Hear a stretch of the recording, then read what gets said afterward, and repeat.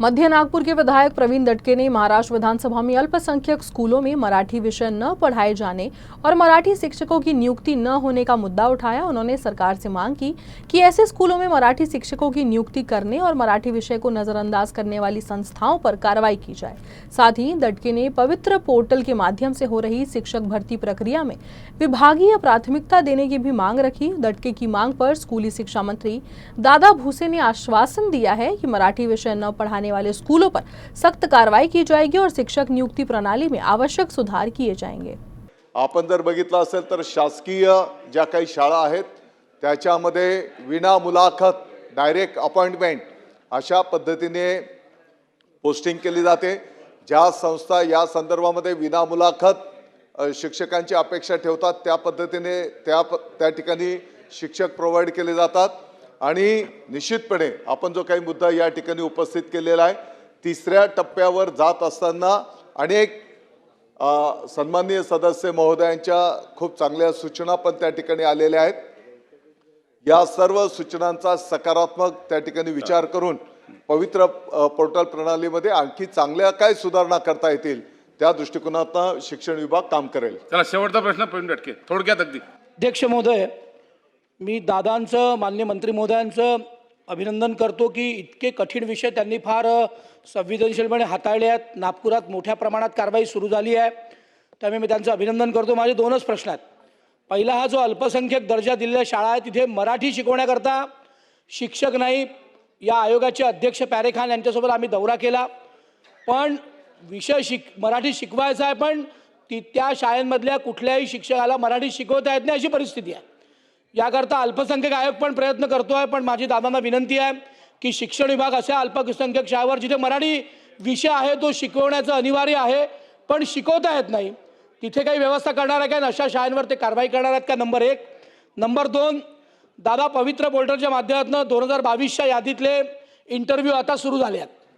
मागच्या काळात पवित्र पोर्टलच्या माध्यमातून विभागशा इंटरव्ह्यू व्हायचे, म्हणजे विदर्भातल्या माणसाला विदर्भातली शाळा मिळायची, पश्चिम महाराष्ट्रातल्या शिक्षकाला जो पास झालेला विद्यार्थी असेल त्याला विभागशा शाळा मिळायच्या।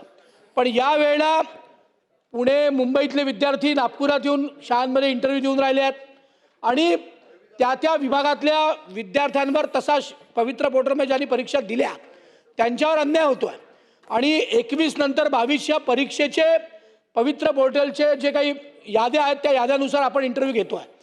आता माननीय पाटील साहेबांनी सांगितलं तसाच विषय आहे की एक तर त्या शाळा यांना घेत नाही आणि त्या शाळा रिकाम्या राहतात आणि मग ते कॉन्ट्रॅक्ट बेसिसवर शिक्षक ठेवून त्याला पगार देतात। माझी आपल्या माध्यमातून माझा दुसरा स्पेसिफिक प्रश्न असा आहे की पवित्र पोर्टलच्या माध्यमातून किमान विदर्भातल्या किंवा आपले जे शासकीय विभाग आहे पूर्व विदर्भ, पश्चिम विदर्भ, मराठवाडा, पश्चिम महाराष्ट्र, उत्तर महाराष्ट्र अशा ठिकाणी पवित्र पोर्टलच्या माध्यमातून त्या विद्यार्थ्याला तिथल्या शाळांमध्ये इंटरव्ह्यू देण्याकरता आपण त्याला म्हणजे तिथलं प्रतिनिधित्व देणार आहोत का, तिथली म्हणजे आपण त्याला तिथली ज्याला असं म्हटलं की विदर्भातल्या पोराला विदर्भ देणार आहोत का, असा काही निर्णय आपण करू शकत असेल तर त्या विद्यार्थ्यांना न्याय होईल, आपण असा निर्णय करणार आहोत का। अध्यक्ष महोदय, सन्माननीय सदस्य प्रवीणजी दटके साहेबांनी अतिशय चांगला मुद्दा या ठिकाणी उपस्थित केलेला आहे।